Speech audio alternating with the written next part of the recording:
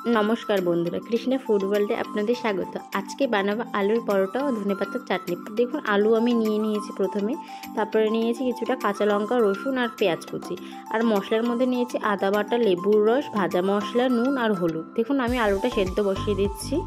এই দেখুন আমার আলুটা সেদ্ধ হয়ে গেছে। এবার আমি আলুটা ম্যাশ করে নেব ভালো করে।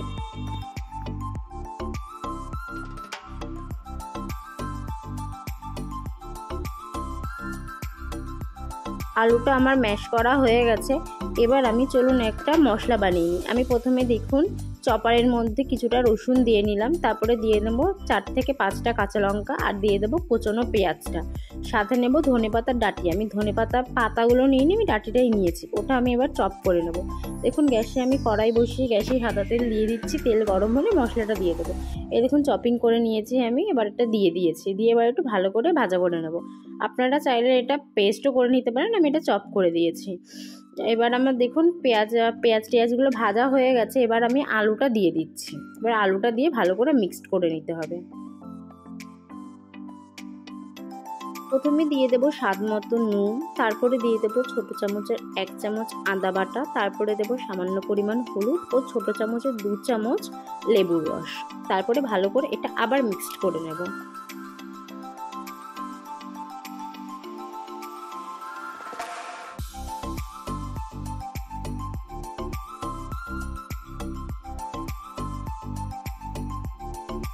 দেখুন আমার ভালোভাবে মিক্সড করা কমপ্লিট। এবার দিয়ে দেব একটা ভাজা মশলা।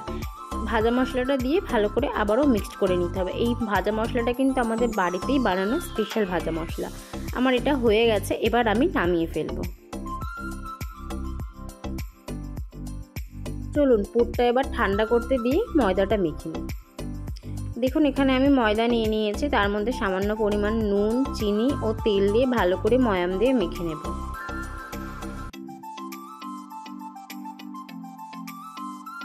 দেখুন আমার ময়াম দিয়ে মাখাটা কমপ্লিট। এবার আমি জল দিয়ে ভালো করে মেখে নেব।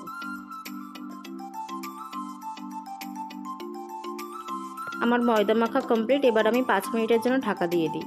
দেখুন ওইদিকে আমি ময়দাটা 5 মিনিটের জন্য ঢাকা দিয়ে দিয়েছি। এবার একটা চাটনি বানিয়ে নেব। নিয়েছি ধনেপাতা, বাদাম, লেবুর রস, বিট নুন।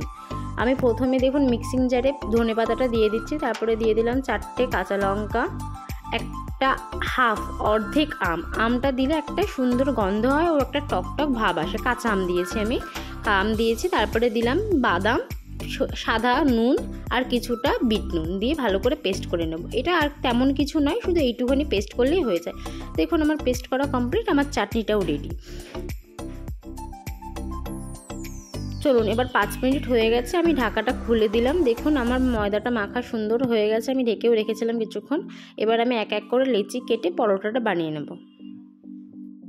দেখুন একটা ময়দার লেচি নিয়ে আমি একটা বাটি মতো বানিয়ে নিয়েছি, যার মধ্যে আমি পুরটা ভরবো। আমার বাটিটা বানানো হয়ে গেছে। এবার আমি এক এক করে আলুর পুরটা দিয়ে নেব। আলুর পুরটা দিয়ে তারপরে এক এক করে বেলে নেব। পুরটা ভালো করে আটকে নিতে হবে, নয়তো আলুটা কিন্তু বেরিয়ে যাবে। এবার আমি বেলে নেব। বেশি জোরে চেপে বেলতে হবে না, হালকা হাতে বেললেই হয়ে যাবে এটা। দেখুন আমার বেলা কমপ্লিট। এবার আমি সবকটাই বেলে নিয়েছি। এবার গ্যাসে আমি ফ্রাইং প্যান বসিয়ে দিয়ে এবার তেল দিয়ে দেব। তেলও দিয়ে দিলাম, দিয়ে এবার এক এক করে পরোটাগুলো আমি ভেজে নেব। আপনারা ভিডিওটা দেখতে থাকুন।